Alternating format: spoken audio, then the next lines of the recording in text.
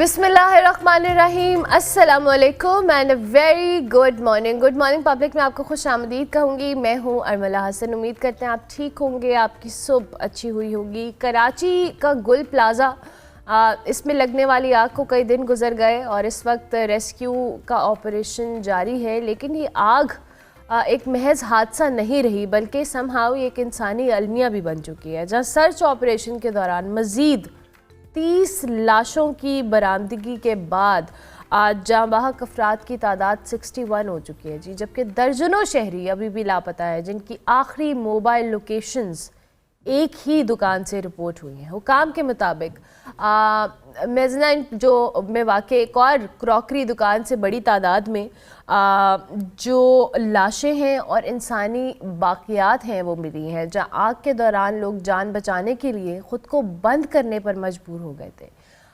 DNA के ज़रिए शनाख्त का अमल मुकम्मल तौर पर जारी तो है, लेकिन जो लाशों की हालत है वो इंतहाई ख़राब होने के बाद ये मरहला भी मज़ीद चैलेंजिंग और वक्त तलब साबित हो रहा है। ये वो इमारत थी जहाँ 16 में से सिर्फ 2 दरवाजे खुले थे और लोग धुएं और आग से बचने के लिए दुकानों में बंद हो गए थे।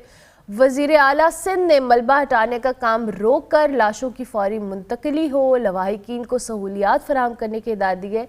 ये जो आप फुटेज देख रहे हैं, ये जब आग लगी थी उसके दौरान जो अंदर के मनाजिर हैं जो कि किसी ने कैमरे में रिकॉर्ड किए हैं, आप ये वो देख सकते हैं जिसमें लोगों ने अपने आप को दुकानों के अंदर बंद किया है।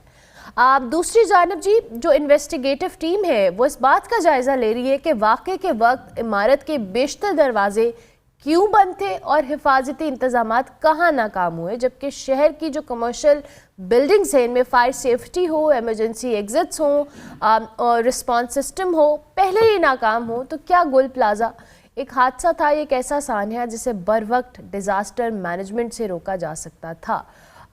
इस पे तो हमने बात करनी है, लेकिन सबसे अफसोसनाक बात जी जो कि मैं एज ए पाकिस्तानी या शहरी ये फील कर रही हूँ कि हमारे जो लोग हैं, ज़िम्मेदार तो नहीं कहूँगी क्योंकि ज़िम्मेदारी तो इस चीज़ की कोई लेने को तैयार नहीं है, जितनी इनसेंसिटिव गुफ्तगू आकर वो टीवी चैनल्स के ऊपर कर रहे हैं, आई वंडर कि ये लोग क्या सोचते हैं, क्या करते हैं, क्योंकि आप लोग अपनी एडमिनिस्ट्रेटिव लेवल के ऊपर तो बुरी तरीके से नाकाम हो चुके हैं, लेकिन आपकी ये जो मीडिया प्रेजेंस है जिसमें आप लोग बड़े ही इनसेंसिटिव किस्म के अल्फाज का चुनाव कर रहे हैं, यू हैव नो आइडिया कि जो लोग या जिन फैमिलीज़ या जिनके लोग इस हादसे साने के अंदर चले गए हैं उन पे क्या बीत रही है। आप उनके लिए पहले तो कुछ नहीं कर सके, बट एटलीस्ट अपने अल्फाज का चुनाव हो, अपने रवैये हो और अपनी ज़िम्मेदारी को कबूल करना, अपनी गलती को तस्लीम करना, ये तो आप कर ही सकते हैं।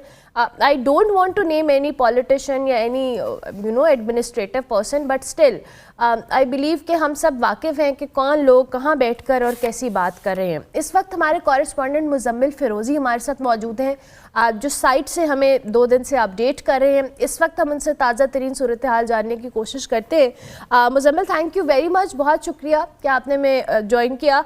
ज़रा बताएं अभी तक की क्या अपडेट्स हैं, और ये जो हमने सर्च ऑपरेशन के हवाले से सुना कि 30 और लाशें जो हैं वो एक ही दुकान से मिलने का इंकशाफ हुआ है, इस हवाले से भी बताइएगा।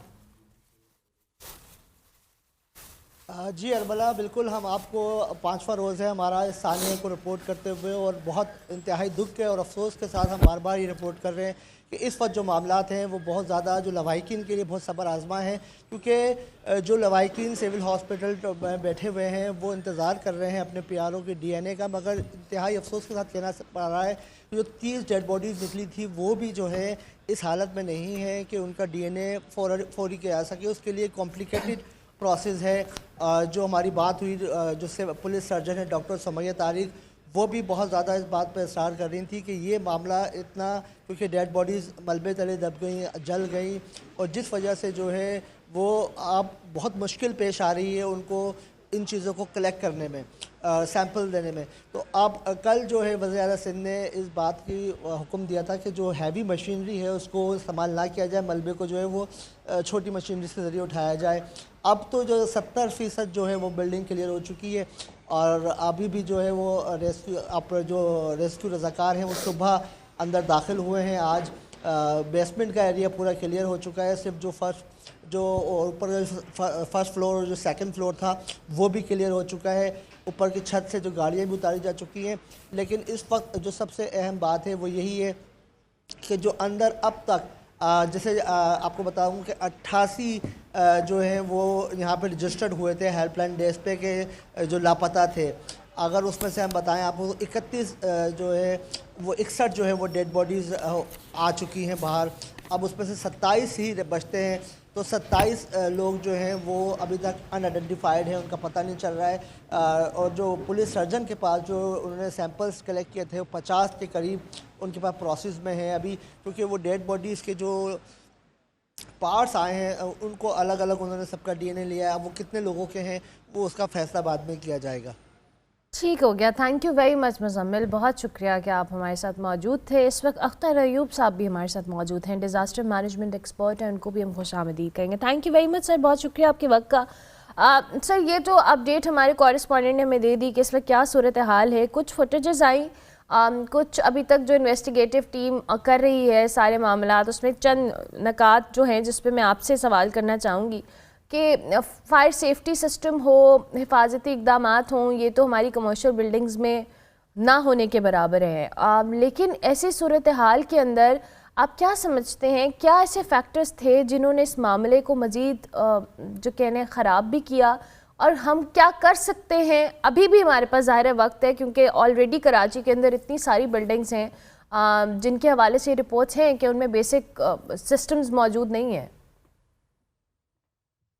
थैंक यू अरमला, आपने जो है वो आज इस इंतहाई अहम जो टॉपिक है उस पर बात करने के लिए आपने मदऊ किया है। बेसिकली हमें थोड़ा सा मैं इसकी बैकग्राउंड को डिस्कस करना पहले ज़रूरी समझता हूँ। देखें ना, कुछ डिज़ास्टर होते हैं दो किस्म के, जैसे एक मैन मेड डिज़ास्टर है और एक जो है वो नेचुरल डिज़ास्टर है।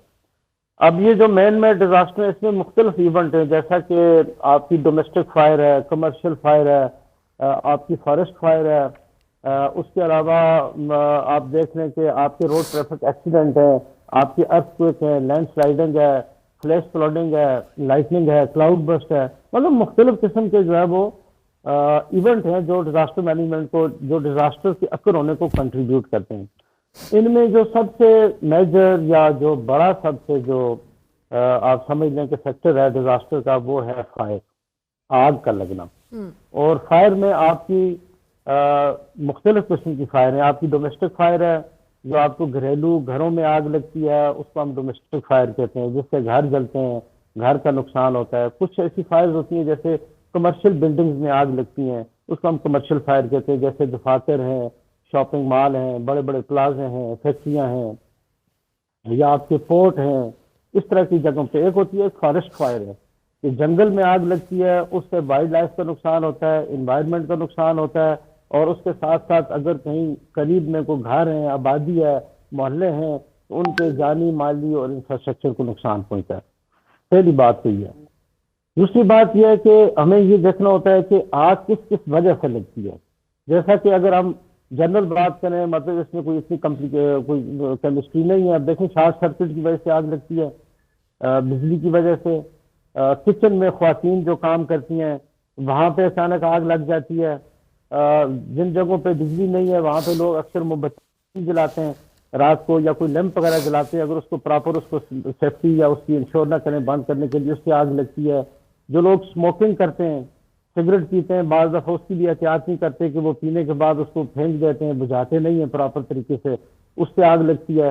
या जो आपका आतिशगीर जो मवाद है उससे भी आपकी जो है ना वो आग लगती है। अब देखें शॉर्ट सर्किट, अभी अगर जिस आपने गुल प्लाजा की बात की कि 61 जो डेड बॉडीज हैं वो रिकवर हो गई हैं, कुछ बॉडी पार्ट रिकवर हो रहे हैं, उनका डीएनए हो रहा है, उनके जितने लवाहिकीन रिश्तेदार हैं वो सारे परेशान हैं। ये जो गुल प्लाजा में जो बेसिकली आग लगी है, इससे माली नुकसान भी हुआ, जानी नुकसान भी हुआ, इंफ्रास्ट्रक्चर का नुकसान भी हुआ, और खास करके अगर आप देखें तो इसका एनवायरनमेंट का भी नुकसान बहुत ज्यादा हुआ। और इसमें मेन जो वजह थी वो सिर्फ शॉर्ट सर्किट ही थी। वहां पे क्योंकि लोग आग तो नहीं जलाते बिल्डिंग्स में ना। अब कराची में एक अर्बन एरिया है, वहां पे आग तो नहीं जलाते। मतलब अगर हम नॉर्दर्न पार्ट की बात करें, गिलगित बल्तिस्तान की, कश्मीर की, या केपीके का जो बलाई एरिया वहां पे बात करें तो चलो लोग वहां आग जलाते हैं वहां पे हीटर का इस्तेमाल करते हैं, लेकिन ये जो प्योरली जो मेज 9 फ्लोर पे जो दुकान जो आर्टिफिशियल फ्लावर की जो दुकान थी वहां पे अगर ये आग लगी है तो ये डेफिनेटली शॉर्ट सर्किट से ही लगी होगी। ठीक है। तो शॉर्ट सर्किट बेसिकली हमें ये देखना होता है। अब हम जैसे हम कमर्शियल बिल्डिंग की बात करें, लेकिन उससे पहले मैं ये चाहूंगा कि मैं ये आपको बताना चाहूँ कि आग जो है ना वो उसके कुछ एक उसकी थ्योरी होती है अपनी कि आग लगती कैसे है।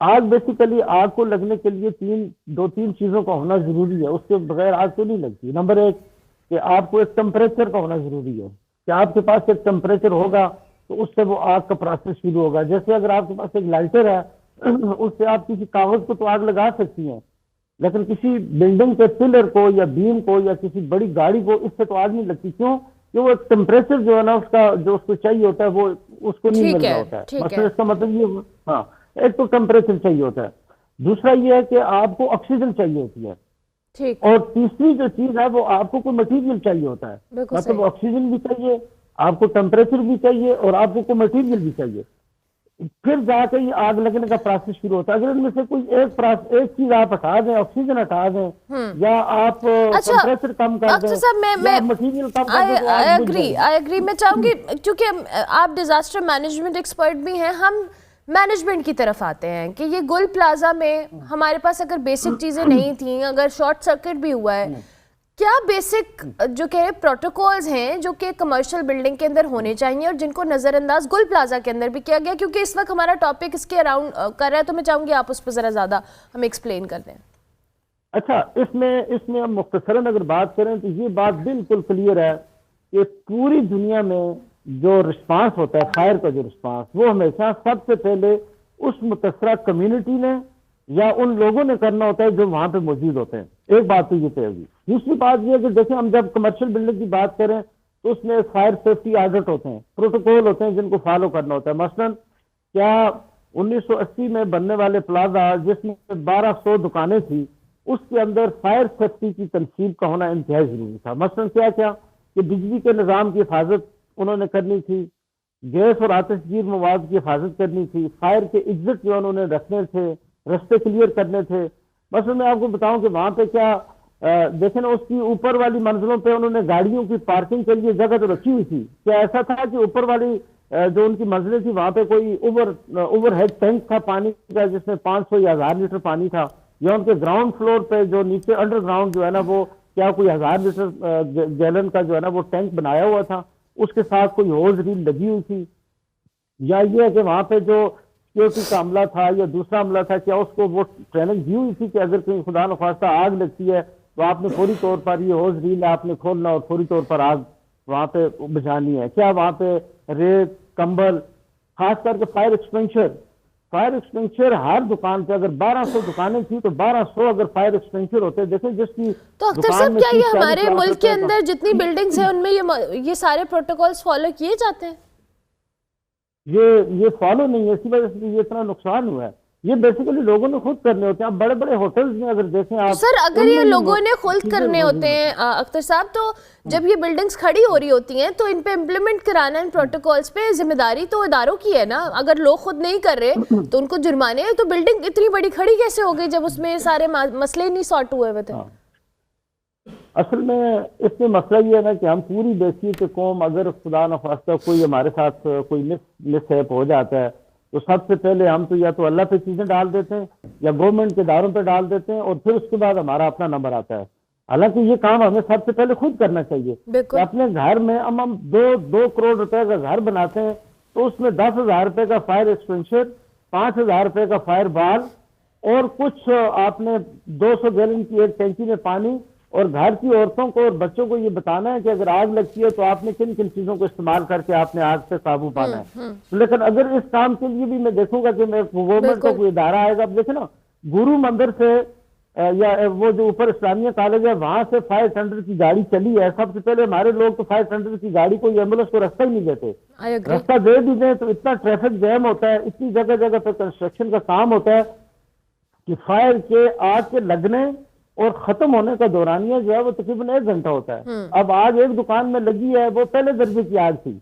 अगर उस बंदे के पास फायर एक्सटेंशन होता, फायर बाल होता, फायर ब्लैंकेट होता, या उस बिल्डिंग में ऊपर छत पे या नीचे ग्राउंड फ्लोर पे पानी की टंकी होती और उसका पाइप होता, मोटर होती और वो ट्रेंड होता वो सारा अमला, तो वो उसी वक्त ही उसी आग को बुझा लेते। क्योंकि वो जब भी कभी कोई आग लगती है तो हमेशा पहले दर्जे की आग होती है ना, फिर वो दूसरी दुकान को लगती है, तीसरी को, पांचवी को, फिर दूसरे दर्जे में कन्वर्ट होती है, फिर तीसरे दर्जे में, फिर चौथे दर्जे में, और फिर जब चौथे दर्जे पे पहुंचती है तो फिर ये काबू से बाहर हो जाती है। फिर जब तक ये खुद स्टार्विंग के जरिए जब खत्म नहीं होगी तब तक तो ये आग उस वक्त तक लगती रहेगी और ये बुझेगी नहीं। अब वो इस्लामिया कॉलेज से वो फायर टेंडर की गाड़ियां चली हैं, लेकिन वो वहां पहुंचते पहुंचते उनको आधा घंटा लग गया। लेकिन अगर यही फायर एक्सटेंशन या आपके जो पानी के जो टैंक थे या होज व्हील थी वहां मौजूद होता तो ये आग वहां फौरी तौर पर बुझ सकती थी।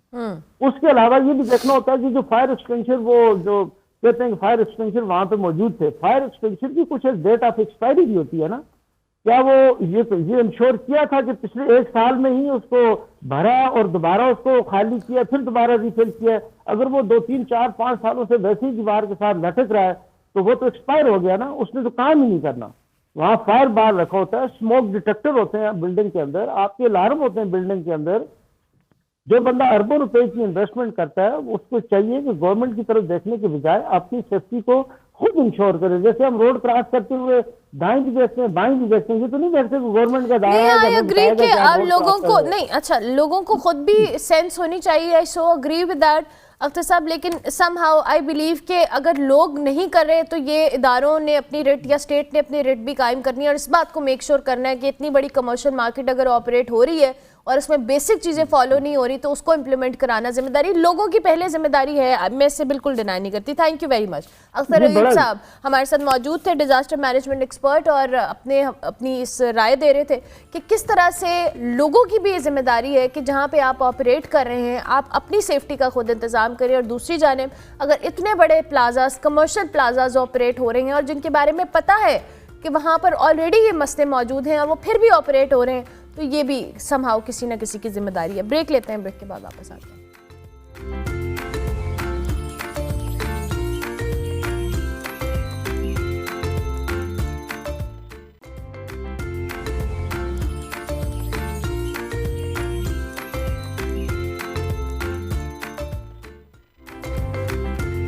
Welcome back to good morning public ji. Break के बाद वापस आ गए। आज हमारे साथ मौजूद हैं प्रोफेसर डॉक्टर अब्दुल बासित, जिन्हें हाल ही में स्टैनफोर्ड यूनिवर्सिटी की दुनिया के बेहतरीन 2% जो साइंटिस्ट है उनकी फहरिस्त में शामिल किया गया है। ये ना सिर्फ पेशेंट्स को आलमी मयार की निगहदाश्त फराहम कर रहे हैं बल्कि इनकी जो रिसर्च है उसके ज़रिए भी इन्होंने पाकिस्तान को आलमी सतह पर नुमाया किया है। डॉक्टर अब्दुल बासित के हवाले से बात करें तो इस वक्त Indus diabetes and endocrine centre के डायरेक्टर के तौर के ऊपर खदमात सर अंजाम दे रहे हैं और डायबिटीज़ और एंडोक्राइनोलॉजी के शोबे में इनकी काविशों को आलमी सतह पर तस्लीम करते हुए इन्हें स्टैनफोर्ड यूनिवर्सिटी की बेहतरीन 2% जो साइंटिस्ट हैं उनकी फहरिस्त में शामिल किया गया, जो कि हमारे मुल्क के लिए एक बहुत बड़ी कामयाबी है और एक अहम संग मील है जिसको किया गया है। इस कामयाबी के हवाले से वाज़ेह होता है कि पाकिस्तानी डॉक्टर जो है आलमी रिसर्च हो, इलाज हो, उसमें बेहतरीन किरदार भी अदा कर सकते हैं और इस शोबे में मज़ीद तरक्की के लिए हमारे पास एक बेहतरीन ग्राउंड मौजूद है।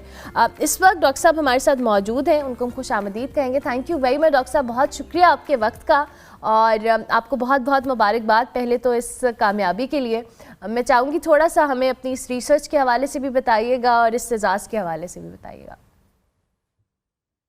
अस्सलाम वालेकुम, बहुत शुक्रिया आपने इनवाइट किया जी। अल्लाह का शुक्र है, ये बहुत बड़ा इस लाइन से अवार्ड पाकिस्तान के लिए और मरीजों के लिए, आवाम के लिए खुशाइन बात है कि स्टैनफोर्ड यूनिवर्सिटी हमारे कुछ लोगों को, मैं उसमें से शामिल हूँ, कुछ लोगों को ये 2% टॉप साइंटिस्ट में लेती है।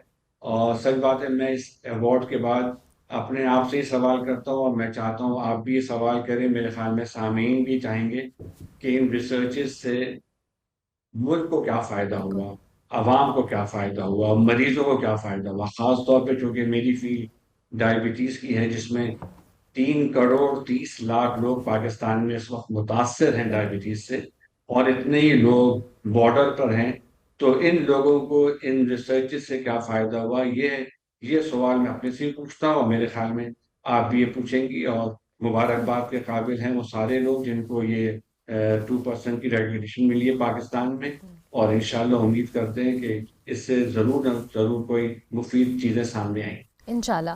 डॉक्टर साहब, अभी आपने ख़ुद भी बात की कि पाकिस्तान के अंदर डायबिटीज़ एक बहुत तेज़ी से फैलती हुई बीमारी भी है और बहुत सारे लोग तो आप जहाँ पे इसका शिकार हैं कुछ बॉर्डर लाइन के ऊपर हैं, कुछ को पता भी नहीं है कि वो डायबिटिक हैं अनफॉर्चुनेटली। मैं चाहूँगी आपकी रिसर्च के हवाले से भी आप थोड़ा सा हाईलाइट कीजिएगा कि क्या ऐसे फैक्टर्स हैं और हमें इस बीमारी को लेके, चूँकि ये रूट कॉज होती है बहुत सारी बीमारियों को लेकर भी, क्या चीज़ें हैं जो आपके इस सारी रिसर्च पे बेस करती हैं? सही, तो पहले ये देखना होता है किसी भी बीमारी की कि उसका बर्डन कितना है, पाकिस्तान में क्या शरह है।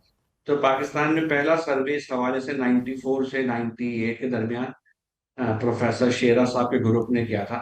उसके बाद कोई स्टेट्स नहीं जमा हो रही थी, तो मैंने 2016-17 में हमारी टीम के साथ, और इसमें 17 कोलैबोरेटर्स थे पूरे पाकिस्तान से, तो पहले ये देखा कि बर्डन ऑफ डायबिटीज कितना है। तो वो जैसे मैंने बताया तकरीबन 33 मिलियन लोग डायग्नोज और अनडायग्नोज मिलाकर वो डायबिटिक की शरह आई। फिर हमारा कहना था कि ये सर्वे तो 20 साल से ऊपर की उम्र में डायबिटीज की शुरुआत कब से होती है। तो हम 16 रूटों में गए बांग्लादेश के बलूचिस्तान के अंदर, और बलूचिस्तान के अंदर 16 विलेजेस जो स्क्रीन किए, तो पता चला 15 से 25 साल के जो हमारे बच्चे और बच्चियां हैं, टीन एज कह लें आप, एडोलेसेंट कह लें, उनके अंदर डायबिटीज के रिस्क फैक्टर्स जैसे स्मोकिंग, जैसे मोटापा, जैसे फैमिली हिस्ट्री वो बढ़ गया था। तो हमने कहा इससे नीचे देखते हैं कि किस लेवल पे चेंज आ रहा है। तो हम 8 से 10 साल के स्कूल के बच्चों में गए। ये बहुत मुश्किल स्टडी थी कि स्कूलों के अंदर जाना, उन बच्चों को फास्टिंग बुलाना, उनके ब्लड सैंपल्स करना, उसके लिए पेरेंट्स से परमिशन, टीचर से, प्रिंसिपल से। फिर आप अंदाजा लगा सकते हैं कि बच्चे स्कूलों में भूखे आए, फिर वहां नाश्ता कराया जाए। लेकिन अनफॉर्चुनेट बात क्या थी कि उस स्टडी से हमने ये हाईलाइट किया कि हमारे बच्चे सॉफ्ट ड्रिंक्स अब ज्यादा पी रहे हैं, हेल्दी फ्रूट्स नहीं ले रहे, हेल्दी लाइफ स्टाइल नहीं है। और उस वक्त हमने मिनिस्ट्री को लिखा था कि करीबन 1 करोड़ बच्चे जो हैं वो मोटापे की वजह से बहुत जल्दी डायबिटीज की तरफ चले जाएंगे। फिर उसके बाद हमने कहा इससे भी नीचे जाना चाहिए। तो इसमें फिर हमने, ये जुल्फ़िकार भुट्टो साहब की रिसर्च है, जो बच्चे पैदा होते हैं उनको ब्रेस्ट फीड करना चाहिए। और सिंध के अंदर उन्होंने स्टडी करी, रूरल सिंध में इवन 25 से 30% माएँ अपने बच्चों को ब्रेस्ट फीड नहीं कर रही और बॉटल फीड कर रही। और अनफॉर्चुनेटली बहुत अफसोस की बात है, लेकिन ये चूंकि मालूम नहीं लोगों को, इसलिए मैं सामीन तक आपके जरिए पहुंचाना चाहता हूँ कि जो माएँ अपने बच्चों को ब्रेस्ट फीड नहीं करती, वो इन बच्चों को लॉन्ग रन में डायबिटीज और ब्लड प्रेशर और हार्ट डिजीज का शिकार बना देती। इसलिए इंतहाई इम्पोर्टेंट है, 99% खवातीन को, 100% खवातीन को कोशिश करनी चाहिए कि बच्चों को ब्रेस्ट फीड करें। फिर हम उससे भी आगे चले गए। वो क्या है कि जब बेबी अम्मी के पेट में होती है, इंट्रायूट्राइन मीलियो, उससे प्रोग्रामिंग होती है कि बच्चा डायबिटिक बनेगा कि नहीं। तो आप लोगों के जरिए मैं चाहता हूँ सामीन को पता चले कि अगर बच्चे का वेट पैदाइश के वक्त 2.2 किलो से 3.5 किलो तक है, 2.25 से 3.5 किलो का बच्चा है, ये तो हेल्दी है। अगर इससे ज्यादा है या इस 2.25 से कम है, तो ये बच्चा अनहेल्दी है। इसको इस बर्थ वेट की वजह से डायबिटीज की प्रोग्रामिंग हो जाए। अब कितना मसला है डायबिटीज का, लोग प्राइमरी प्रिवेंशन डायबिटीज की बात करते हैं, अवामिल की बात करते हैं, लेकिन सब 20 और 30 साल की उम्र के बाद के लोगों को टारगेट करते हैं। हमारा कहना यह है कि यहाँ से मैटरनल चाइल्ड हेल्थ मिनिस्ट्री को और लोगों को, मल्टीपल स्टेक होल्डर्स को यहाँ से इन्वॉल्व होना चाहिए कि हेल्दी माँ, हेल्दी बेबी, ये हेल्दी बेबी इंशाल्लाह डायबिटीज और ब्लड प्रेशर वगैरह से बची रहे। अच्छा डॉक्टर तो साहब, पहला काम, सॉरी आप अब कंटिन्यू कीजिएगा, आप कंटिन्यू कीजिएगा। पहला काम ये था रिसर्चर्स के जरिए से पूरी कौम को ये बावर कराना कि डायबिटीज से अवामिल क्या हैं और बचने के लिए तदाबीर कब से और किन किन लेवल्स पे शुरू कर। अब आप।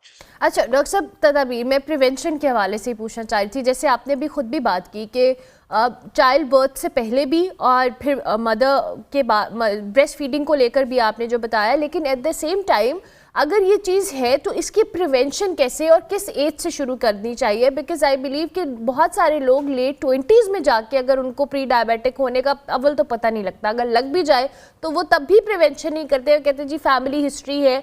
तो ये कितना इंपॉर्टेंट है कि हम इसकी प्रिवेंशन की तरफ जाएं?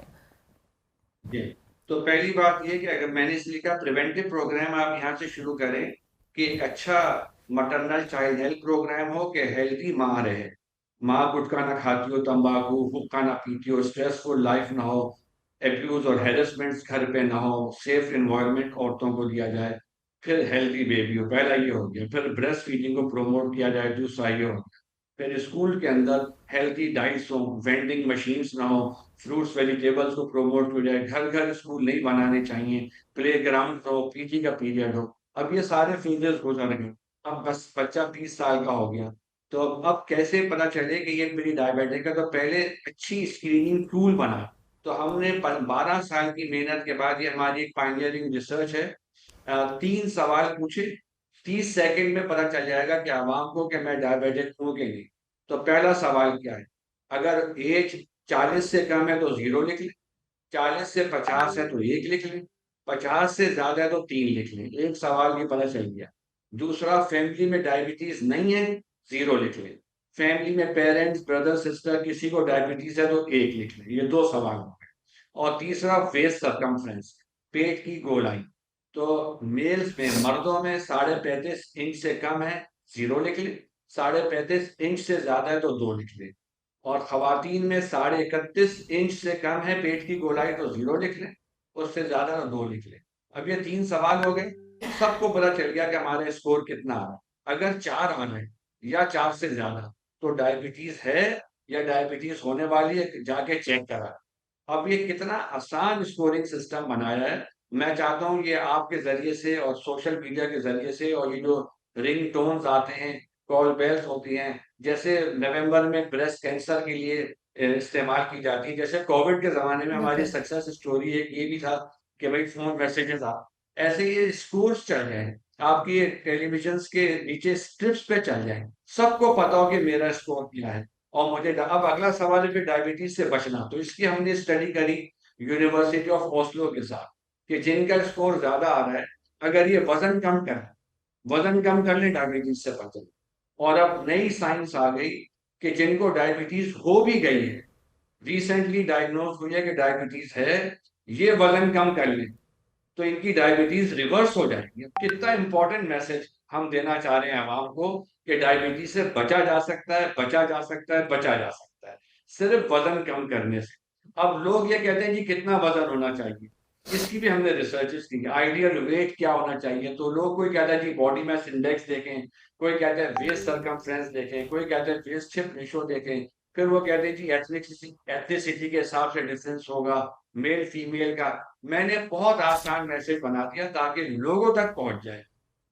एवरेज पाकिस्तानी जो हाइट है वो 5 फीट से 6 फीट के दरमियान, 90% लोगों का कद जो है पाकिस्तान में वो 5 से 6 फीट का होता है।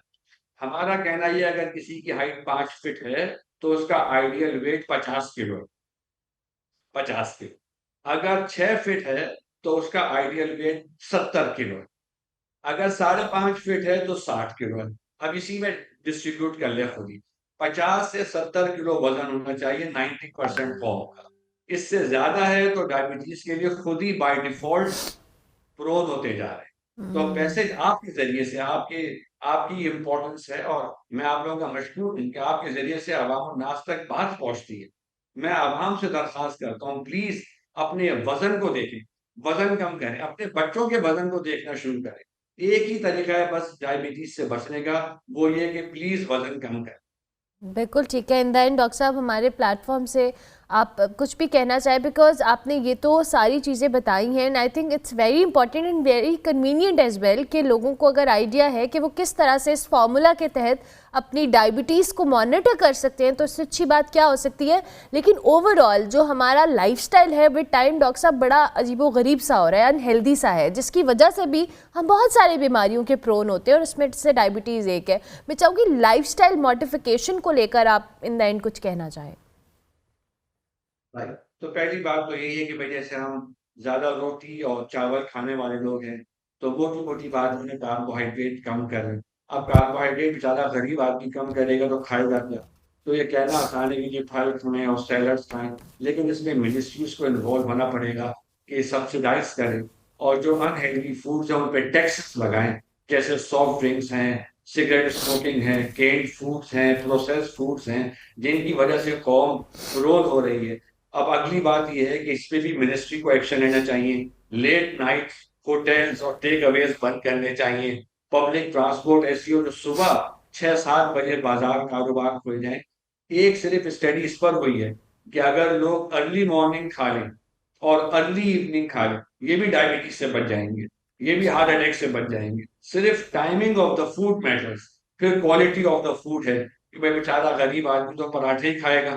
तो अगर हम तेल को कम कराना चाहते हैं, तो हमारे लिए ऐसी ऐसी अल्टरनेटिव्स होने चाहिए, जो हम लाइफ़स्टाइल भी दे सकें। इसी तरह वॉकिंग पार्क्स, फिर सिक्योर टाइम, प्रोटेक्टेड टाइम हो, even in the work places हमें जिम्स वगैरह प्रमोट करने चाहिए। ख़वातीन के लिए अच्छे एक्सरसाइज़ रिसोर्स बनाने चाहिए। बच्चों के लिए स्कूल में एक्सरसाइज़ टाइम्स होने चाहिए। फ्रस्ट्रेशन, डिप्रेशन ये भी हमने स्टडी करी। पाकिस्तान में 30% people are now suffering from mental health problems. अब this is all because of जो हमारे स्ट्रेसेस हैं, जो कल्चरल नॉर्म्स हैं, जो ट्रेडिशंस हैं, सभी हमें मार रहे हैं। इन सबको हेल्दी लाना मेरे ख़्याल में तो अगर खुलासतन मैं ये कह दूँ आपकी परमिशन से जी कि अगर हम हुज़ूर अकरम सल्लल्लाहु अलैहि वसल्लम वाली दीनी ज़िंदगी पर आ जाएँ, सहूलत वाली ज़िंदगी पे बहुत ज़्यादा रस्म-व-रिवाज ना हो, स्ट्रेसेस ना हो, तो इंशाअल्लाह इससे बहुत सारा चेंज कौम में आ सकता है और फाइनल मैसेज मैं दूँगा कौम को, मायूसी की ज़रूरत नहीं है। डायबिटीज़ से भी बचा जा सकता है, डायबिटीज़ को रिवर्स किया जा सकता है, डायबिटीज़ की कॉम्प्लिकेशन से बचा जा सकता है अगर हम अपने मुआलिज की बात मानें, वक़्त पे दवाइयाँ लें, अच्छी एक्सरसाइज़ करें, अच्छा सोने का टाइम दें। मेरी तरफ से सिंपल मैसेजेज़ हैं जो मैं देना चाहूँ। Thank you very much doctor साहब, और अल्लाह ताला आपको तौफीक दे कि आप इसी तरह से काम करते रहें और लोगों की खिदमत करते रहें। ये बहुत बड़ा और ज़रूरी चीज़ है, बिकॉज आई बिलीव कि हम बहुत सारी हेल्थ इश्यूज़ को या अपनी हेल्थ को भी बहुत फॉर ग्रांटेड लेते हैं, और ये ऐसी नेमत है जिसको इतना हमने कैजुअली ट्रीटमेंट देते हैं। But thank you very much doctor साहब, बहुत शुक्रिया आपके वक्त का। डॉक्टर अब्दुल बासित हमारे साथ मौजूद थे, जिनकी रिसर्च ही डायबिटीज़ के हवाले से, और डॉक्टर साहब के मुताबिक डायबिटीज़ प्रिवेंट भी हो सकती है, रिवर्स भी हो सकती है, और इसकी कॉम्प्लिकेशन से भी बचा जा सकता है। बस इसके लिए टाइमली आपको कुछ मेजर्स लेने हैं, अपना लाइफस्टाइल बेहतर करना है, अपनी डाइट को बेहतर करना है, तो आप इस जो कह लें ना खामोश बीमारी को समहाउ इससे प्रिवेंट कर सकते हैं। हम ब्रेक लेते हैं, ब्रेक के बाद वापस आते हैं।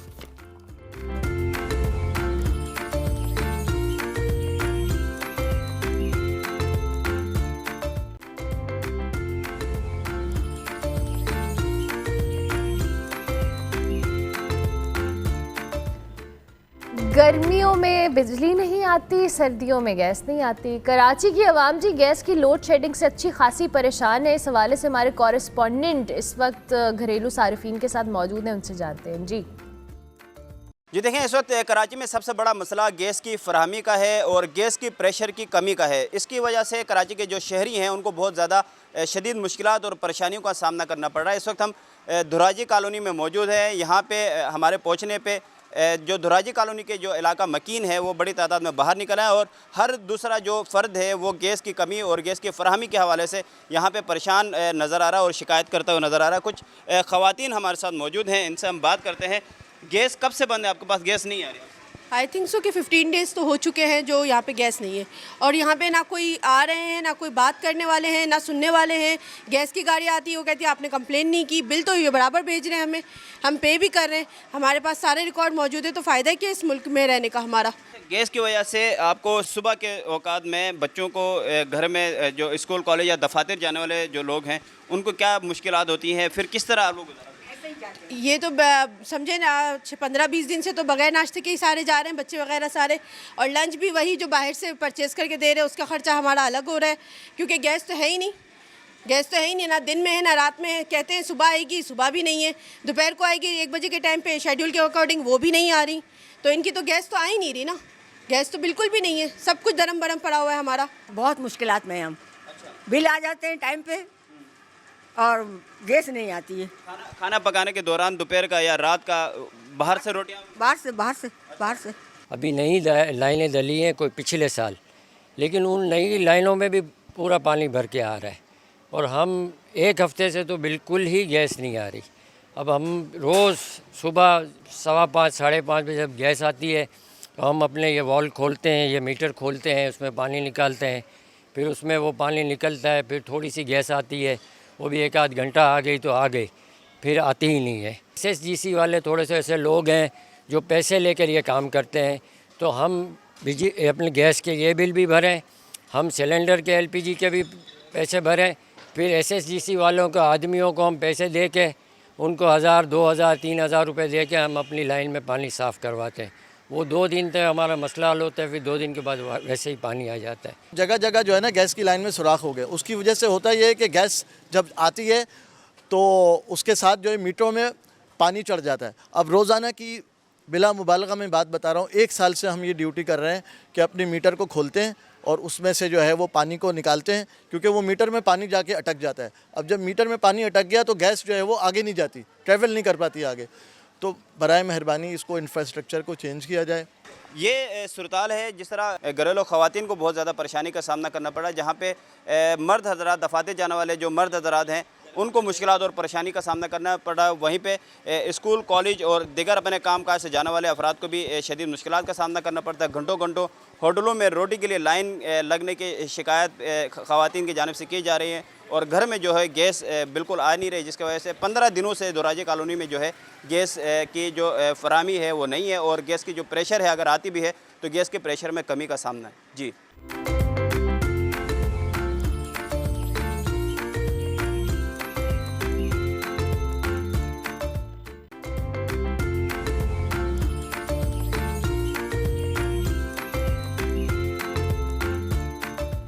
Welcome back to good morning public. Ji break के बाद वापस आ गए। अब कुछ क्रिकेट की बात करेंगे। T20 वर्ल्ड कप से पहले बांग्लादेश क्रिकेट टीम के भारत ना जाने का जो फैसला है, इस पर मामला शिद्दत इख्तियार कर गया है। पाकिस्तान क्रिकेट बोर्ड ने जी इस हवाले से ICC को बाकायदा खत लिखकर बांग्लादेश के मौक़िफ़ की हिमायत भी की है और ICC बोर्ड मेंबर्स को भी खत की कॉपी इरसाल कर दी गई है। इस डेवलपमेंट के बाद ICC ने जी सूरत हाल पर गौर के लिए हंगामी बोर्ड मीटिंग तलब की है, जिसमें बांग्लादेश के फैसले और मुमकिन जो ऑप्शंस है इस पर बहस भी की जाएगी। ICC ने बांग्लादेश के तहफ़्फ़ुज़ात मुस्तरद करते हुए वाज़ेह किया है कि वर्ल्ड कप स्केड्यूल के मुताबिक ही होगा और बांग्लादेश के मैचेस भारत में ही खेले जाएंगे। ICC के मुताबिक खिलाड़ियों को, ऑफिशियल्स को, मीडिया और शायकीन के लिए किसी भी भारतीय वेन्यू पर खतरे की इतला नहीं है, जबकि टूर्नामेंट के करीब शेड्यूल में तब्दीली नाकाबिल अमल करार दे दिया गया है। ताहम बांग्लादेश क्रिकेट बोर्ड सिक्योरिटी खदशात की बुनियाद पर अपने फैसले पर कायम है और मैचेस किसी मुतबादिल मकाम खुसूसन श्रीलंका मुंतकिल करने का मुतालबा कर रहा है। दूसरी जानिब रिपोर्ट्स ये भी कह रही हैं कि अगर बांग्लादेश टीम भारत नहीं भेजता तो ICC ने इसकी जगह मुतबादिल टीम शामिल करने का फैसला कर लिया और इस सिलसिले में बांग्लादेश को मजीद 1 रोज़ की मोहलत दे दी गई है। बांग्लादेश के स्पोर्ट्स एडवाइज़र जो हैं आसिफ, उनका कहना है कि भारतीय दबाव किसी सूरत कबूल नहीं किया जाएगा। अब इस पे ICC पे एज़ यूजुअल एक बार फिर सवाल उठा है जी, इसमें क्या होगा क्या नहीं। और दूसरी जानिब हम अपनी ज़रा PSL की बात कर लेते हैं क्विकली। पाकिस्तान सुपर लीग की टीम सियालकोट के मालिक कामिल खान ने टीम के नाम का बाज़ाब्ता ऐलान कर दिया है और कामिल खान ने जी समाजी राबते की साइट X पर टीम का नाम सियालकोट स्टैलियंस के नाम का ऐलान किया है और साथ ही वीडियो भी शेयर की है। साथ साथ आपको बताते रहें कि सियालकोट स्टैलियंस की शमूलियत से पाकिस्तान सुपर लीग में मज़ीद रंग भरने की भी तवक्को की जा रही है और अब सियालकोट के जो लोग हैं या उनके फैंस हैं वो भी बड़े पुरजोश हैं। और पाकिस्तान सुपर लीग की जो दूसरी टीम है हैदराबाद की जानिब से अभी टीम का हतमी नाम सामने आना बाकी है। 11 टीम्स होंगी जी। मुकाबलों का आगाज़ 26 मार्च से होगा। PSL का इस वक्त सैयद मोहम्मद अवैस हमारे साथ मौजूद हैं, उनको हम खुशामदीद कहेंगे। Awais, thank you very much, good morning, कैसे हैं आप? अल्लाह का शुक्र, आप सुनाएं? ठीक है, बिल्कुल ठीक हूँ। अवैस, पहले तो हम ज़रा ये बांग्लादेश और ICC वाले मामले पे कर लें बात। बांग्लादेश भी ठीक चल रहा है और ICC भी आगे से उतनी ही भरपूर डिटाई का मुजाहरा कर रहे हैं, तो अब ये मामला किस तरफ जाते हुए आपको नज़र आ रहा है? देखें, एक तो अगर एक बात करें कि ये टैक्टिक भी होता है जानबूझ के डिले करने का, क्योंकि आपको पता है इस वक्त आईसीसी बीसीसीआई के हाथ में है, खुद वो जो चेयरमैन बैठे हैं वो कभी जिंदगी में नहीं चाहेंगे, वो एक आरएसएस आइडियोलॉजी है, शिवसेना के खुद है, कि वो कभी जिंदगी में अपने ही मुल्क के खिलाफ वो कोई एक्शन ले, इस चीज पे तो हो नहीं सकता। तो ये चीज समझ में भी आ रही थी कि जानबूझ के इसको लेट किया जाएगा ताकि उनके पास कोई ऐसा एज सच को बैकअप प्लान बांग्लादेश के पास ना हो।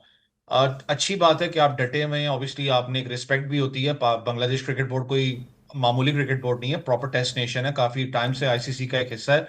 लेकिन जब अगर आप रियलिटी के ऊपर आते हैं, रियलिटी चेक्स पे आए, तो बहुत सी चीजें कॉन्सिक्वेंसेज आपको भुगतनी पड़ती हैं, जिसके अंदर आपके कल को फंड्स को भी कट लगता है, उसके अलावा आपकी सीरीज को भी कट लगते हैं, प्लेयर्स इसके ऊपर सफर करते हैं, क्योंकि Bangladesh cricket board as such कोई स्ट्रॉन्ग फाइनेंशियली खुद इंडिपेंडेंट क्रिकेट बोर्ड नहीं है, तो उसको कुछ ना कुछ स्ट्रॉन्ग चंक जो चाहिए आईसीसी से आती है। तो बहुत सी चीजें मैंने कहा ना कि आपको मद्देनजर रखनी पड़ती हैं। लेकिन जो कल भी, बल्कि सॉरी परसों हमारे शो में बांग्लादेश के एक जर्नलिस्ट थे, उनको हमने लिया हुआ था, तो वो भी ये बात कर रहे थे परसों तक कि पाकिस्तान का बड़ा एक स्ट्रॉन्ग, बांग्लादेश का क्रिकेट बोर्ड का एक स्ट्रॉन्ग रिजिड अपना स्टांस है कि हम नहीं जाएंगे वहां पर। इनको 2-3 ऑप्शंस भी दिए गए थे कि या तो आप बैकडोर्स के अंदर कि पब्लिक को नहीं अलाउ किया जाएगा, आप मैचेस खेल लें, या आपको एक वेन्यू दिया जाता है। लेकिन उस वक्त तक उनका यही फैसला था कि हम लोग खेलने नहीं जाएंगे। लेकिन जो कल एक मीटिंग हुई है जिसके अंदर आईसीसी की, जिसमें ज्यादातर जो क्रिकेट बोर्ड्स हैं उन्होंने आईसीसी का ही साथ दिया, बांग्लादेश के अगेंस्ट उन्होंने वोट किया है, वो होना भी था, क्योंकि जो आईपीएल की एक लॉबिंग है, जिस तरीके से वो मोनोपोली और साथ में जो लॉबिंग खेलते हैं, आपको पता है चाहे 4 लड़के ऑस्ट्रेलिया के खेल रहे हैं, उन चारों के पैसे थोड़े बहुत चंक क्रिकेट बोर्ड्स को जाता है उनके, तो वो एक तरीकाकार उन लोगों ने लॉबिंग का बनाया हुआ है। अब बांग्लादेश को बड़ा एक क्रूशियल पॉइंट तो जरूर है इस वक्त, जो वो डिस्कशन अपनी गवर्नमेंट से करेंगे, सबको लाइजॉन में रखने लगे हैं, लेट्स सी क्या बनता है। लेकिन जो कल तक इतलात थी कि बैकएंड पे स्कॉटलैंड की टीम को एक गो हेड दे दिया हुआ है कि आप अपनी तैयारी करें वर्ल्ड कप के लिए, तो लेट्स सी आज क्या ऑफिशियल स्टेटमेंट वहां से आती है। बिल्कुल ठीक है। अच्छा, वैसे एक और बात ये भी है कि हम समहाउ ये हमने मामला पाकिस्तान के मामले में भी देखा है कि आईसीसी की जो स्टबर्ननेस है रिगार्डिंग सम इश्यूज़, और वही बात है कि बीसीसीआई के हाथ में है आईसीसी भी, और हम उससे एक्सपेक्ट कैसे कर सकते हैं कि वो इस तरह की कोई करेगा। But at the same time ये हर बार का वतीरा शुरू हो गया है कि अगर कोई टीम किसको रिजर्वेशंस, अगर इंडिया को रिजर्वेशंस है तो उनको फ़ौरन सॉर्ट आउट किया जाता है, उसको फ़ौरन से मतलब वेन्यू भी तब्दील हो जाता है, एंड टाइम पे स्केड्यूल भी बदल जाता है। जबकि अगर पाकिस्तान हो, अब ये बांग्लादेश को इशू है, और ये इशू जेन्युइन इशू है कि अगर आप नहीं खेलना चाहते तो आपको अल्टरनेट वेन्यू प्रोवाइड करने में there should be no harm, अगर आप इंडिया के लिए लेवरेज रखते हैं तो। देखिए मसला इस चीज का है कि अगर आप रियलिटी पे, मैंने कहा ना, आप आए इस वक्त दुनिया के अंदर, तो उनकी जो लीग क्रिकेट है, खास करके जो उनकी फ्रेंचाइज के ऑनर्स हैं, उन लोगों ने तो आपको पता है हर जगह कब्जा ही एक सेंस में कहूंगा किया हुआ है। आप देख लें कि जहां पर भी उनका कुछ ना कुछ शेयर्स हैं, वहां पर आपको पाकिस्तानी प्लेयर आपको नजर नहीं आएगा। ये तो चले क्रिकेट बोर्ड के साथ आप कर रहे हैं ना, अगर आप इस वक्त दुनिया के जितने डिफरेंट मुल्कों के प्लेयर्स की बात करें, जैसे यूएई के प्लेयर्स के पास अभी भी पाकिस्तानी सिटीजनशिप है, पाकिस्तानी प्लेयर्स हैं, वो पाकिस्तान के पासपोर्ट्स हैं, उनको आप वीजा अलॉट नहीं कर रहे। इंग्लैंड की बात करें, आदिल रशीद और शायद अगर मैं गलत नहीं हूँ रेहान अहमद है, उसको शायद अभी तक वीजा जो उनसे अलॉट नहीं किया गया। कुछ प्लेयर्स अपना डिफरेंट जो एसोसिएट नेशन से हैं उनको भी तंग किया जा रहा है। तो ये क्रिकेट के अंदर तो आप ये लॉबिंग और ये कॉन्स्पिरेसीज तो खेल सकते हैं, क्योंकि आप ऑब्वियसली वहाँ डोमिनेट करते हैं। लेकिन फ्यूचर के अंदर जब आपने ओलंपिक के लिए बिड करना है, ओलंपिक भी जब किसी भी मुल्क के अंदर दी जाती है, क्योंकि वो डिफरेंट बॉडी और वो बड़ा एक पैरेलल लेके हर चीज को चलती है, क्रिकेट की तरह तो वो है नहीं, तो डेफिनेटली सब लिंक्ड अप होते हैं। वो देख रहे होंगे कि यहाँ जो सूरत हाल बन रही है, क्या ये मुल्क के अंदर हम ओलंपिक्स भी करवा सकते हैं, नहीं। क्योंकि आपको याद हो केस स्टडीज में तो सबसे पहले ऑस्ट्रेलिया जो वुमेन्स टीम वहां पर ट्रैवल करी थी वर्ल्ड कप के अंदर, उनके साथ जो इशू हुआ, मिनिस्टर ने इंडिया के सारा का सारा उठा के उनके ऊपर डाल दीजिए, वो खुद सिक्योरिटी क्यों नहीं लेके गए। उसके बाद अभी मेसी वाला इशू आप देख लें, शायद अभी अभी बैडमिंटन का एक इवेंट चल रहा है वहां पर, उधर भी एक इशू अपना खड़ा हुआ है। तो बहुत सी चीजें इस वक्त इंडिया के, अगर स्पोर्टिंग इवेंट की बात करूं खास करके, तो आई गेस ये क्वेश्चन मार्क बहुत बड़ा है कि क्या इंडिया फ्यूचर के अंदर बड़े इवेंट्स ऑर्गेनाइज कर सकता है। आईसीसी तो लट्टू हुआ है कि हर इवेंट उठा के इनको दे देता है, लेकिन आने वाले वक्त के अंदर मैं कहता हूं कि आईसीसी को शायद तब जाके झाग आएगी जब ऑस्ट्रेलिया या इंग्लैंड, जो इनके बड़े चौधरी थे ना, जो 2 चौधरी इनकी बात करते हैं, जब उनके साथ कुछ होगा तब जाके इनको समझ में आएगी कि यार हाँ, अब तो सब कुछ हमारे हाथ से निकल चुका है। और कभी कभी ऐसे फील भी होता है, इट्स नॉट इजी, लेकिन शायद आने वाले फ्यूचर के अंदर अगर यही सूरत हाल रही तो शायद एक पैरेलल कहीं आईसीसी की बॉडी ना खड़ी हो जाए जो इनके सब के अगेंस्ट हो। आई एग्री, ये फीलिंग बड़ी स्ट्रांग है, बिकॉज आई बिलीव जिस तरह से ये आईसीसी का एक डिस्क्रिमिनेशन वाला फैक्टर मौजूद है, somehow parallel body we can expect. चलिए जी, पीएसएल पे वैसे बात करते हैं, क्योंकि जाहिर है हम बड़े एक्साइटेड है। 2 नई टीम्स आई हैं, हैदराबाद और सियालकोट के हवाले से कल उसकी ऑफिशियली जो नाम है और एक वीडियो शेयर की गई है। आई बिलीव ये अच्छा एडिशन है और इससे पीएसएल की ओवरऑल जो एक मोमेंटम भी कह लें या इसकी एक्साइटमेंट या थ्रिल है वो भी बढ़ेगा। देखें, स्टैलियंस एक नाम नहीं, आपको पता है पूरी हिस्ट्री है। जब आप स्टैलियंस की बात करते हैं, आज हम क्योंकि 90s की पैदाइश है, हमें याद है कि जिस वक्त तब हम क्रिकेट खेलते थे तब तो ये पीएसएल या आईपीएल या कुछ होता नहीं था, तो एक ही बात होती थी कि किसके लिए खेलना है, तो सबसे पहला नाम आता था सियालकोट स्टैलियंस या फैसलाबाद बुल्स के लिए, क्योंकि वर्ल्ड रिकॉर्ड की बात करें, चाहे आप बैक टू बैक अपना शोएब मलिक की कप्तानी में हो, इमरान नज़ीर, राना नवीदुल हसन, बहुत से बड़े ऐसे नाम निकले हैं सियालकोट स्टैलियंस की, खास करके उन गलियों में से जिन्होंने पूरे पाकिस्तान के अंदर जाकर पूरी दुनिया के अंदर लीग क्रिकेट के अंदर अपना नाम बनाया है। थोड़ा सा इसमें डिफरेंशिएट ये है कि वो जो टीम थी वो स्टैलियंस थी, ये है स्टैलियंस जी। जी इसलिए इसको कहा जाता है क्योंकि जब आप एनालिसिस की बात करते हैं, खास करके क्रिकेटिंग टर्म्स के अंदर, तो इसका जब आप सियालकोट स्टैलियंस लिखते हैं तो ऑब्वियसली जब वो ब्रेकडाउन आप निकालते हैं ऐसा एनालिस्ट के हिसाब से, तो वो उसका ब्रेकडाउन सारा निकल आता है, तो इसलिए इसको स्टैलियंस जी के नाम से दिया गया। लेकिन ये लाहौर जैसे आप लाहौर में रहते हैं, आप लोग ऑब्वियसली बुरा ना मानिएगा इस चीज के बारे में कह रहा हूँ, लेकिन लाहौर पंजाब की धड़कन है, लेकिन सियालकोट स्टैलियंस की अगर बात करें तो ओरिजिनली ये पंजाब की धड़कन थी, क्योंकि हम सब इसके बारे में बात करते थे। आप गुजरांवाला की बात करें, गुजरात है, आप अब सियालकोट है, ऑब्वियसली आप इन सब एरियाज की अगर बात करें तो ये एक दिल है सियालकोट स्टैलियंस। तो ये देखने वाली बात है कि अब ये टीम कॉम्बिनेशन क्या होता है। अच्छी बात है कि एटलीस्ट पाकिस्तान सुपर लीग इस वक्त एक तो ऑक्शन मॉडल पे आप आए, क्योंकि आपने अपना जो एक होता है ना कि जाल को थोड़ा सा आप बिछा रहे इस वक्त के बड़े प्लेयर्स को आप अट्रैक्ट कर सकें। डायरेक्ट साइनिंग्स में से भी कल तक जो अनऑफिशियल है कुछ टीम से बात होती है, तो वो ये कहते हैं कि बड़े नामों के साथ हमारी बातचीत चल रही है, चाहे वो पार्शियली अवेलेबल हैं या फुली अवेलेबल है। तो अच्छी बात है कि एटलीस्ट आपका जो ब्रॉडन इस वक्त आप इस चीज को सोच रहे हैं। देखने वाली बात है कि नेक्स्ट ईयर अभी क्योंकि 2-3 साल तो ऑब्वियसली इन्हीं के साथ कंटिन्यू करेंगे, लेकिन अच्छी चीज है कि स्लो एंड स्टडी आपकी जो टीम्स की मिकदार है वो बढ़ती जा रही है। जो प्लेयर्स हैं पाकिस्तान के लीग क्रिकेट के अंदर या जो डोमेस्टिक में परफॉर्म कर रहे हैं उनको मौका मिलेगा इससे। I agree. और हैदराबाद के लिए भी we are really looking forward कि वो किस तरह से इस चीज़ को आगे लेके चलते हैं, बिकॉज ऑक्शन की टाइम पे तो सियालकोट और हैदराबाद में बड़ी एक हाइप बनी कि जी अच्छा हमारी टीम्स की एक जो इंक्लूजन हुई है पीएसएल के अंदर। हैदराबाद के हवाले से भी वैसे कमेंट कीजिएगा। मैं थोड़ा सा पीएसएल की अगर बात करूं तो हैदराबाद पे भी आऊंगा। आपको याद हो जब पहला या दूसरा एडिशन था पीएसएल का, तो उस वक्त मैं या कोई भी हम लोग जब हम शोज करते थे हम ये बात करते थे कि क्या पाकिस्तान इसको फायदा होगा, क्योंकि उस वक्त आपको याद है पाकिस्तान में क्रिकेट हो नहीं रही थी, सारा कुछ बाहर हो रहा था। सबर का जो फल है कहते हैं ना मीठा होता है, तो वो सबर आपने किया तो आज आपके सामने के 11वें एडिशन तक पहुंचे। उसके ऑल्टरनेट पैरेलल मुझे याद है एक लेजेंड्स लीग के नाम से इंडिया ने स्टार्ट की थी, वो बुरी तरीके से फ्लॉप हुई थी। इसको आइसोलेट करने की दुबई में हो रही थी, वो शारजा में हो रही थी, आज तक वो नजर नहीं आपको आई, शायद उसके 2-3 एडिशन हुए हैं, उसके अलावा हुए नहीं है। जब आप ओवरऑल इसकी बात करते हैं स्प्रेड आउट जो मैं कह रहा हूँ पूरी दुनिया के अंदर, तो जितना जिस वक्त इसकी बोली लग रही थी टीम्स की, तो जो अमाउंट्स बढ़ रही थी, आपने हैदराबाद के ऑनर को भी सुना, मेरे खुद भी वो शो में थे, तो उन्होंने एक बात बड़ी अच्छी की। उन्होंने कहा कि मुझे जेहन में था कि शायद ये बहुत प्रोलॉन्ग टाइम लेगा, क्योंकि इधर काफी बड़े अपना बिजनेस टाइकून्स बैठे थे, लेकिन ये बहुत जल्दी खत्म हो गया। हम इसके अलावा भी बड़ी बोली लगाने के लिए तैयार थे, हमने पूरी अपनी वर्किंग की हुई थी। वो यूएसए के अंदर भी किंग्समैन, क्योंकि काफी अपना वो काम भी करते हैं डोमेस्टिक के अंदर, यहाँ पर ग्रेड 2 क्रिकेट भी खेल रहे हैं, यूएसए के अंदर स्टेडियम्स भी बनाए हुए हैं। जो सबसे अच्छी चीज उनकी मुझे लगी थी वो ये था कि उन्होंने कहा मैंने ग्रास रूट लेवल पे हमने काम किया और हम हैदराबाद में भी करेंगे। जो स्टेडियम है हैदराबाद का, उन्होंने कहा ये हमारी जिम्मेदारी है कि उसको हम रिवैम्प करें और वहां पर पीएसएल का मैच हम करवा के दिखाएं।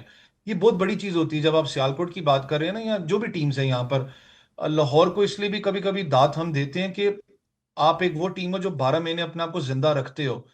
बाकी जो पीएसएल की टीम्स हैं उनको भी रखना पड़ेगा। आपको एक्टिविटी आपको नजर नहीं आती, लाहौर या पेशावर की आपको नजर आती है, बाकी टीम्स की आप बात करें तो वो बिल्कुल डेड होती हैं। बस पीएसएल के करीब जाके आप कोई ना कोई एक्टिविटीज के अंदर आप इन्वॉल्वमेंट लेके आते हो। सबसे जो आसान तरीका कार होता है जिसमें आप फैन एंगेजमेंट की बात करते हो, तो हम खुद इस चीज पे हैरान होते हैं कि जब आप ठीक है पिंडी की टीम अभी नहीं आई, इस्लामाबाद यूनाइटेड बेशक इस्लामाबाद में हम बैठे हुए हैं, रावलपिंडी स्टेडियम आपका स्टेडियम है, कभी उसको हम नहीं देखा कि इस्लामाबाद यूनाइटेड ने उसको अपनाया हो, वहां पर जाके वो जो इस्लामाबाद यूनाइटेड का जो घर जिसको कहते हैं उसको आपने ब्रांड किया हो, या आपके पास यहाँ पर एक मर्चेंडाइज का स्टोर हो कि किसी ने भी कोई चीज़ जाके लेनी है तो इजीली अवेलेबल एक्सेस हो, ऑनलाइन सिस्टम वाला ना हो। अभी कि आज भी हमारे पाकिस्तान के अंदर बहुत से लोग हैं जो ऑनलाइन को नहीं यूज़ कर सकते, उनको मुश्किल होती है इस चीज़ के अंदर। तो ये जो छोटी छोटी चीज़ें जिससे फैंस ज़्यादा आपकी तरफ अट्रैक्ट होते हैं। और जब आप बैकअप अकेडमीज की बात करते हैं, हम ये फॉर एग्जांपल सियालकोट स्टैलियंस है, आपकी अच्छी बात कि हाई परफॉर्मेंस सेंटर सियालकोट में बना हुआ, उसको रिवैम्प किया हुआ है। सियालकोट का स्टेडियम तारीखी स्टेडियम है, जब तक मैचेस वहां पर होते रहे हैं। अनफॉर्चुनेट बड़ा उस दिन दुख भी हुआ जब उसको देखा गया वहां पर अब मेला कोई लगा हुआ था तो क्रिकेट हो नहीं रही थी। One of the fastest wicket है पाकिस्तान की बात करें सियालकोट की, तो उसको अब रिवैम्प किया जाएगा। वहां पर एक सियालकोट स्टैलियंस का वो जो टैग लगेगा, तो उससे क्या फायदा कि जो आने वाली जो नस्ल है, ये जो अंडर 19 अंडर 17 के लड़के हैं, एटलीस्ट उनका एक डोरवे तो ओपन होगा ना कि यार हाँ, अगर परफॉर्म करते हैं या अच्छा खेलते हैं तो हमारे पास सियालकोट स्टैलियंस नाम की चीज है जो कि पाकिस्तान की राह हमारे लिए हमवार करेगी। तो बहुत सी चीजें जिस पे अभी भी स्टिल मैं कहता हूँ फ्रेंचाइजीज को काम करने की जरूरत है। बिल्कुल ठीक है, और आई एग्री कि हमें अपने दीगर स्टेडियम्स को भी, we have a lot of stadiums जिनको हम दोबारा से रीवैम्प करके इस पर्पस के लिए यूटिलाइज़ कर सकते हैं। Thank you very much Awais, बहुत शुक्रिया कि आपने वक्त दिया। सैयद मोहम्मद अवैस हमारे साथ मौजूद थे, स्पोर्ट्स एनालिस्ट, और इस वक्त हमें बता रहे थे, और चूँकि हम नई टीम्स की इंक्लूजन के हवाले से भी बात करें, सियालकोट हो चाहे हैदराबाद हो, बड़ी अच्छा एडिशन है जी पाकिस्तान की इस PSL इस ब्रांड के लिए। We are really looking forward कि अब हैदराबाद क्या एडिशन लेकर आता है मजीद इस हवाले से। हम ब्रेक लेते हैं, ब्रेक के बाद वापस आते हैं। आप देखते रहिए गुड मॉर्निंग पब्लिक।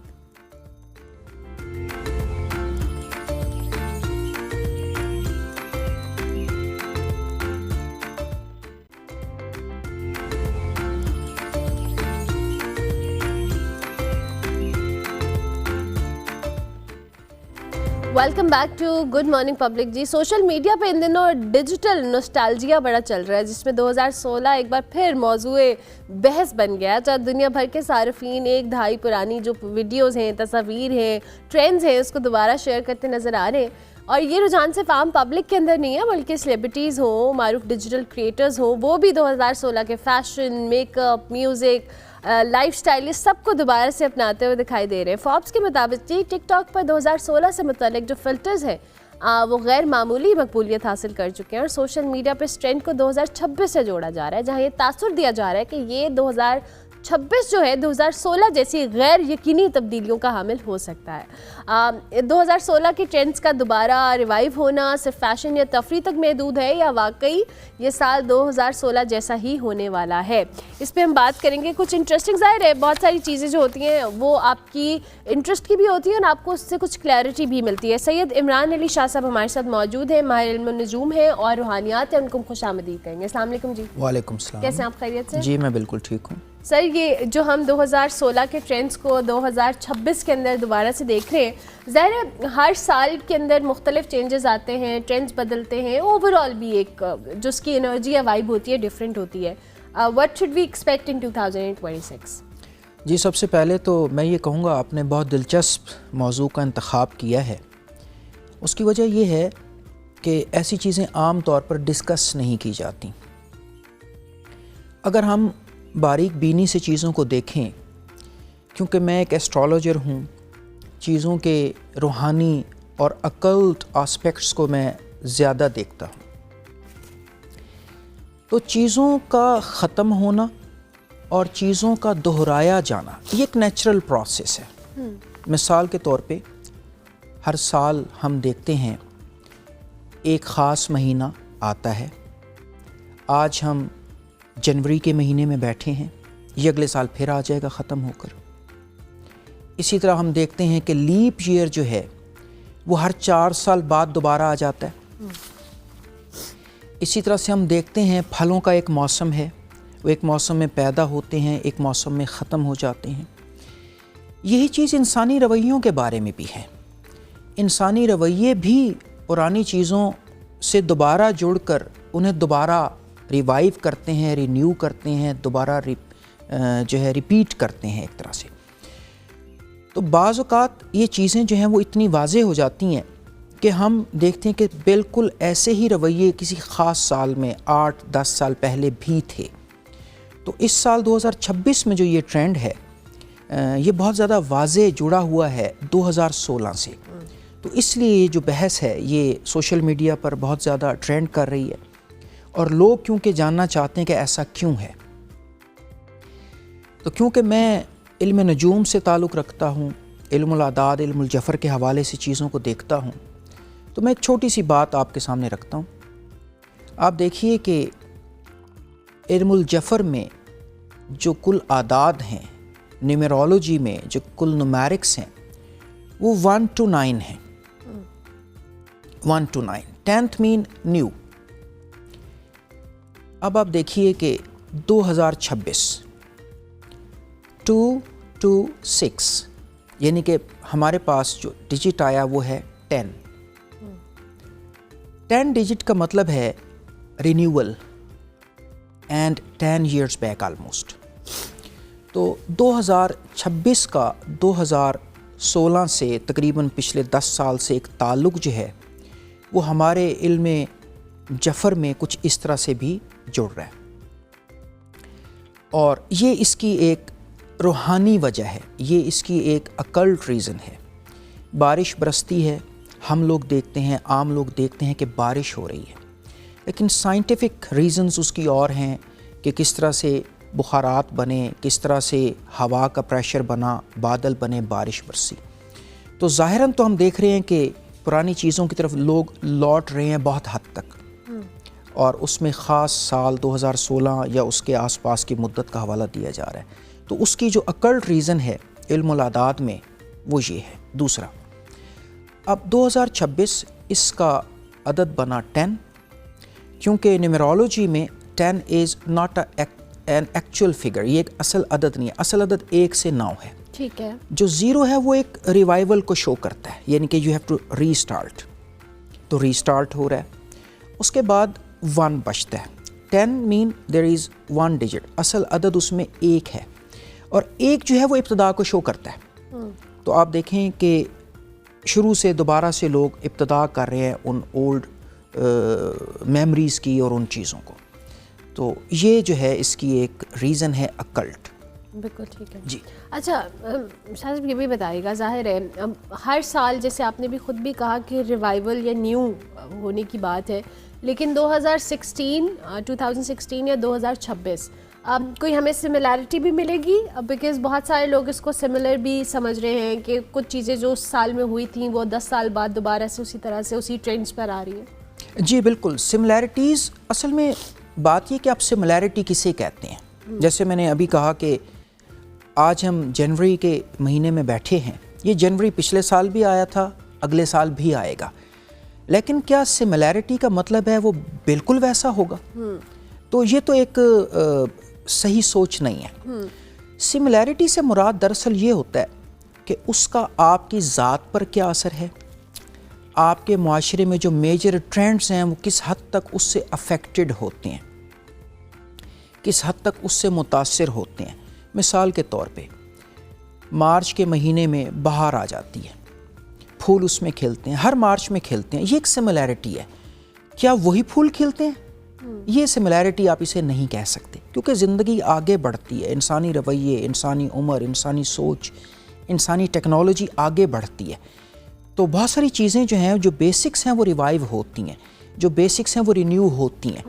मिसाल के तौर पे आज इंसान खुशी मनाना, उदास होना इंसान की फितरत है, वो खुशी भी मनाता है, उदास भी होता है, लेकिन ज़रूरी नहीं हर मर्तबा रीज़न एक ही हो, हर मर्तबा उसका सबब एक ही हो। तो बिल्कुल हमें इस साल में बहुत सारी सिमिलैरिटीज़ पिछले सालों से देखने को मिलेंगी, उसमें 2016 से बहुत ज़्यादा देखने को मिलेंगी, और उसका सबब मैंने अपने इल्म की रोशनी में आपसे शेयर किया है कि इस साल का जो अदद कबीर बन रहा है वो 10 है, तो 10 years बैक अदद सगीर जो है वो 1 है, तो मीन इब्तदा होगी। तो ये चीज़ें ज़रूर देखने को मिलेंगी। और ये ओवरऑल कैसा रहेगा इन जनरल भी, अगर हम पाकिस्तान के हवाले से या स्टेबिलिटी के लेकर, या वैसे भी क्या है इस साल की एनर्जी या वाइब? जी देखिए, 2026 जो है ना, बुनियादी तौर पर सारी दुनिया के लिए एक मुश्किल साल है।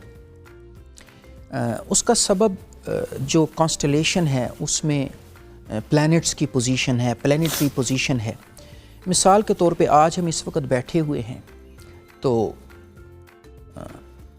प्लैनेट मार्स जो है उसका उरूज का वक्त है इस वक्त। ये 2 दिन पहले वो शर्फ में था, अभी भी वो शर्फ में ही है, असल में गया नहीं है शर्फ से, औज उसका चल रहा है।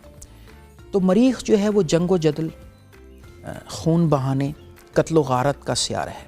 तो आप देखें कि दुनिया में हर तरफ जंग की गुफ्तगू हो रही है।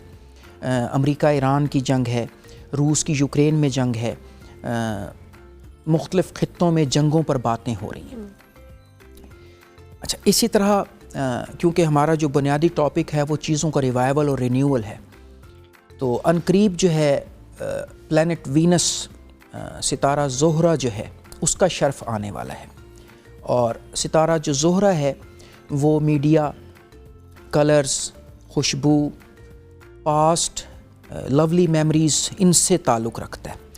जैसे ही उसका शर्फ आएगा लोग जो है इन चीज़ों में ज़्यादा इन्वॉल्व होना शुरू हो जाएंगे। और ये भी मुमकिन है ये जो जंगें इस वक्त चल रही हैं ये आर्जी तौर पर ठहर जाएं, इनमें कोई आर्जी ठहराव आ जाए या इनके ख़त्म होने की कोई गुफ्तगू शुरू हो जाए। इसी तरह जो है म्यूज़िक लोग ज़्यादा सुनना शुरू करेंगे। तो एक तो ये बात है, लेकिन अगर हम ओवरऑल देखें तो ये जो साल है ये दुनिया के लिए भी काफ़ी भारी है, क्योंकि इसमें जो नॉर्थ एंड साउथ नोड्स हैं राहु और कीतु, उनका भी काफ़ी किरदार है। अब मैं आपके सवाल के दूसरे हिस्से की तरफ आता हूँ पाकिस्तान के हवाले से। तो पाकिस्तान के हालात इस साल बेहतरी की तरफ जाने की बहुत तवक्को है। वो इसलिए क्योंकि पाकिस्तान जो है वो 14 अगस्त को आज़ाद हुआ, तो इसका बुनियादी तौर पर जो ताल्लुक़ है वो सितारा शम्स से बनता है और लियो उसका साइन है। तो ये साल जो लियो हैं उनके लिए बहुत बेहतर साल है। वो अपने खुफिया दुश्मनों को ज़ेर करेंगे। आप कह सकते हैं कि पाकिस्तान भी जो है अपने खुफिया दुश्मनों को ज़ेर करेगा। खुफिया दुश्मन नाकाम होंगे इसके ख़िलाफ़। और जून के बाद बिलखसूस जो है पाकिस्तानी कौम को और हमारे मुल्क को कुछ अच्छी ख़बरें भी सुनने को मिलेंगी। तो पाकिस्तान के हवाले से ये साल मैं कह सकता हूँ बुरा नहीं है, बेहतरी की तरफ हम लोग जाएंगे। जी बिल्कुल बिल्कुल ठीक। इन द एंड हमारे प्लेटफॉर्म से सैयद इमरान अली शाह साहब आप कुछ कहना चाहें इन जनरल? जी मैं ये कहना चाहूँगा कि जिस तरह से हमारा मौजू है ट्रेंड के हवाले से, तो लोगों को चाहिए कि अपनी अच्छी यादों को रिवाइव करें, उन्हें शेयर करें, एक दूसरे के साथ जो है अपनी खुशी को बांटें। तो इससे क्योंकि इंसानी रवैये भी जो हैं वो मुआशरों पर बहुत ज़्यादा असरअंदाज होते हैं। हम तो अपने इल्म की रोशनी में गुफ्तगू करते हैं और इंसानी रवैये भी बहुत अहम होते हैं। और ये आपने बहुत अच्छा किया, ऐसे मौजू का इंतखाब किया। उम्मीद है सुनने वालों को जो है इससे काफ़ी मालूमात भी मिली होंगी और उनकी ज़िंदगी में कोई बेहतरी का भी इम्कान होगा। थैंक यू वेरी मच, बहुत शुक्रिया। सैयद इमरान अली शाह साहब हमारे साथ मौजूद थे 2016 और 2026 के हवाले से कि लोग जो अपनी पुरानी चीज़ों को या ट्रेंड्स को दोबारा से रीलिव करें या रिवाइव करें, उसके हवाले से बात करते हैं। ब्रेक लेते हैं, ब्रेक के बाद वापस आते हैं।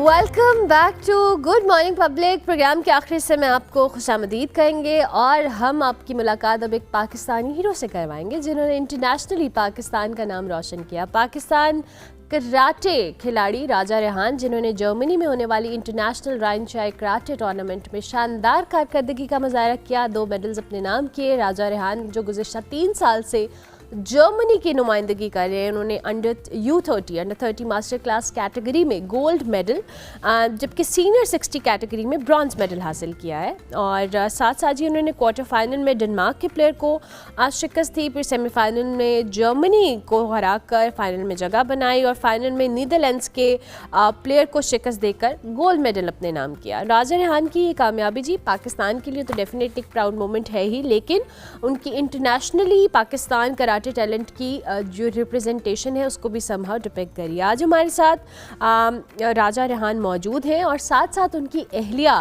गौनिया भी मौजूद हैं, जो कि ना सिर्फ रेहान की वाइफ हैं बल्कि उनकी कोच भी हैं. So will talk about his success. Thank you, good morning. I hope you guys are doing well. Congratulations Rehan, कैसा लग रहा है इस सारी कामयाबी के बाद?